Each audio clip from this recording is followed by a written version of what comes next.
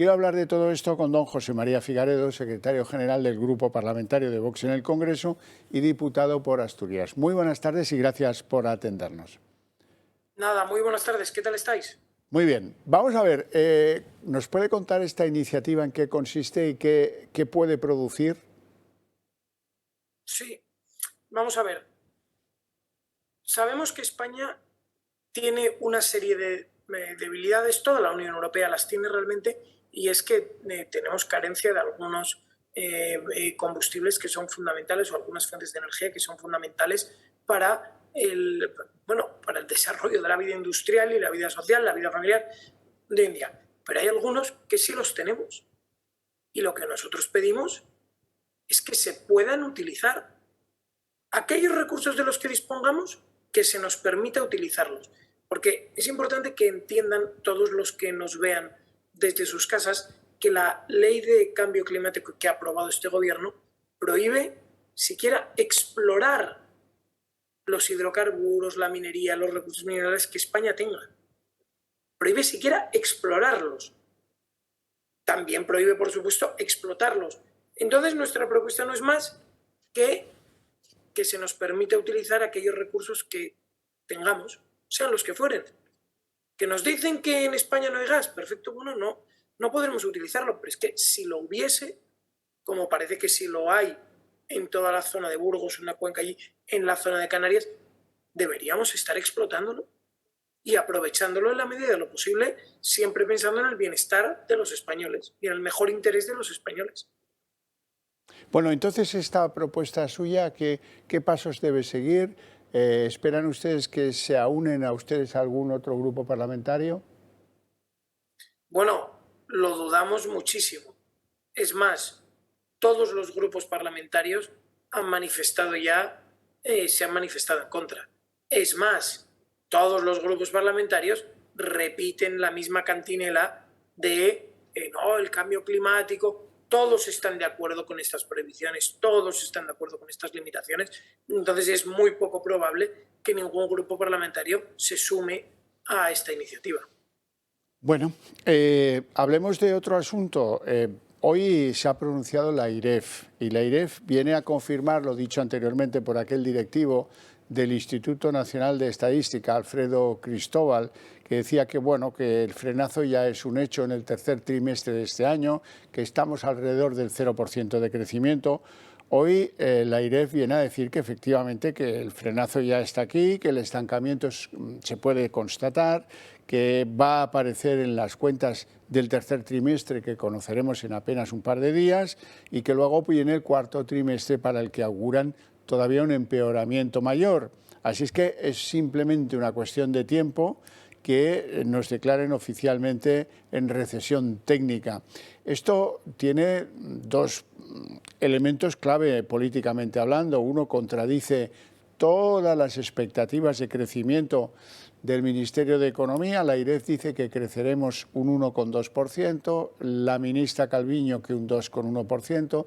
Parece poca la diferencia, pero es del 100% la diferencia entre una cosa y la otra. Y además, esto cuestiona si de verdad los presupuestos no deberían ser devueltos porque están hechos sobre una base inadmisible, que es que el año que viene vamos a crecer un 2,1%, cosa que a la vista de las previsiones que hacen sobre los últimos trimestres del 2021 va a ser imposible que se mantenga lo que dice Nadia Calviño el año que viene. ¿Cómo lo ve? Bueno, lo vemos tal cual como lo acabas de describir, pero es que esto que confirma ahora la AIREF sobre los datos de crecimiento ya concretos de España no es novedad. En las comparecencias de la semana pasada en la Comisión de Presupuestos Generales del Estado del gobernador del Banco de España y de la presidenta de la AIREF, la sensación fue, no sé cómo decirlo, escalofriante. Calificaron las cuentas del gobierno de una absoluta ensoñación. Dijeron de forma literal que se basaban en expectativas excesivamente optimistas, inmotivadas, que en ningún caso se iban a cumplir los escenarios previstos para efectuar los presupuestos generales del Estado. En definitiva, la situación pinta crítica, la verdad, crítica, porque estamos metiéndonos en un escenario de gasto muy por encima de nuestras posibilidades. La deuda de España ya está en niveles récord. El déficit también está en niveles récord, si descontamos el año del encierro inconstitucional. En definitiva, pinta muy mal para España y para los españoles. Y el problema de todo, lo más grave, es que nos abalanzamos a esa situación de un descenso del consumo.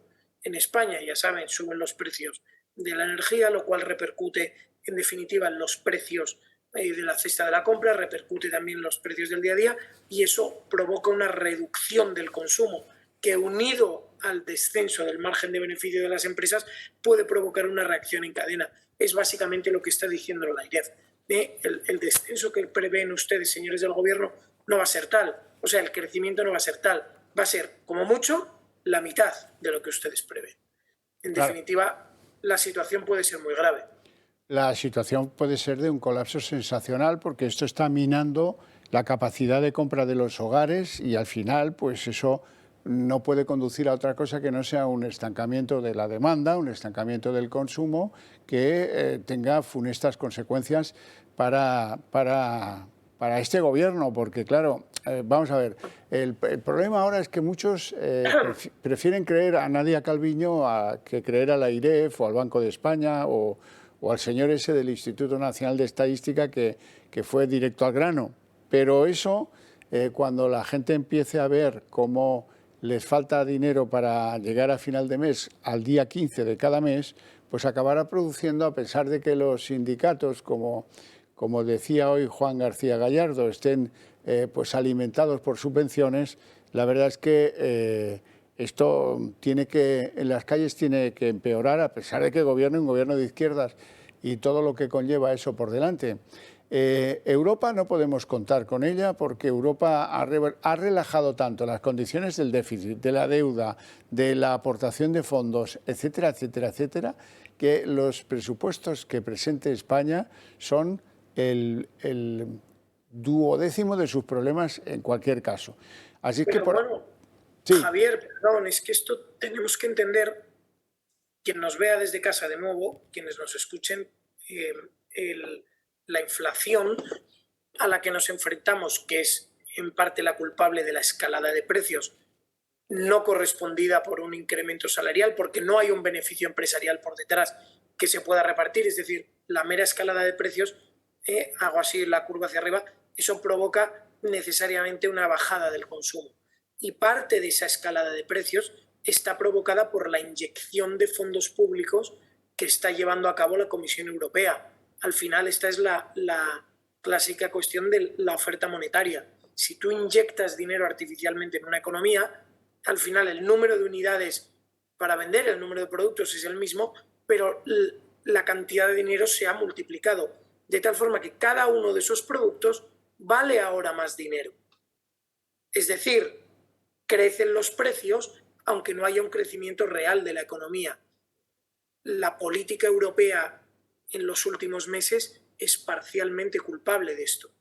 Los precios de la energía también lo son, la gestión del gobierno de dedicarse a las subvenciones y no reducir ni contener el gasto público para que haya más dinero disponible en la economía, eso tampoco beneficia. En definitiva, nos enfrentamos a una tormenta perfecta en la que todos los ingredientes que van añadiéndose avalan a ese crecimiento de precios y estancamiento de la economía. Sí, vamos a ver. Hoy hemos visto cómo Pedro Sánchez conseguía oparse a la presidencia de la Internacional Socialista. ¿Interpretas algo más allá de lo obvio, que es que está mejorando su perfil internacional? ¿Eso será con algún objetivo? Bueno, ya sabéis que existen rumores que dicen que Pedro Sánchez ve que el barco se hunde y trata de huir como haría una rata y colocarse en cualquier organismo internacional. Tiene sentido. ¿Este movimiento de la Internacional Socialista es un paso hacia ello? Es posible, aunque podría ser que simplemente fuese un premio de consolación. porque es cierto que la Internet socialista a día de hoy está absolutamente denostada, con un partido socialista en franco retroceso en todos los países de nuestro entorno, sin ir más lejos. En Francia ha prácticamente desaparecido el Partido Socialista, en Italia, que se ha quedado absolutamente fuera del gobierno. En definitiva, es muy difícil saberlo, pero bueno, Pedro Sánchez es un animal camaleónico, un superviviente nato, o sea que no podemos fiarnos de él. Don José María Figaredo, un placer enorme tenerte en el programa. Te agradezco mucho estos minutos, tus explicaciones y te deseo una feliz tarde. Muchísimas gracias, Javier, y que sepas que, bueno, que estoy en estas porque acabamos de salir ahora de la Comisión de Energía, vamos, de Transición Ecológica, y con el tiempo un poco en los talones. Siguen en el dogma, ¿no? Don José María, bueno, siguen en el dogma. No pequéis, por favor, contra el dogma. Sí, siguen en el dogma. Las votaciones de hoy en la comisión han sido surrealistas. El PSOE ha pedido reducir la contaminación lumínica, una iniciativa absurda, totalmente surrealista, que es excusa para prohibir e imponer nuevas tasas, cuando los ayuntamientos que más contaminación lumínica provocan están precisamente gobernados por el PSOE. En fin, la hipocresía, el dogmatismo y la absurdez elevados a la enésima potencia. Bueno, la última fue la de ayer, que decía Pedro Sánchez que, hombre, el coche eléctrico va a traer cientos de miles de empleos a España. Yo no sé si se ha asomado alguna vez a alguna cadena de montaje de coches eléctricos, pero sin ser un experto me parece que requieren 10 veces menos mano de obra que las cadenas de montaje de coches de motores convencionales. Pero bueno, es igual. Lo que se dice hoy, nadie te va a pedir cuentas mañana. Ese parece ser la divisa del presidente del Gobierno en estos momentos. Insisto, don José María, muchísimas gracias por sus opiniones. Muchas gracias, Javier. Un abrazo.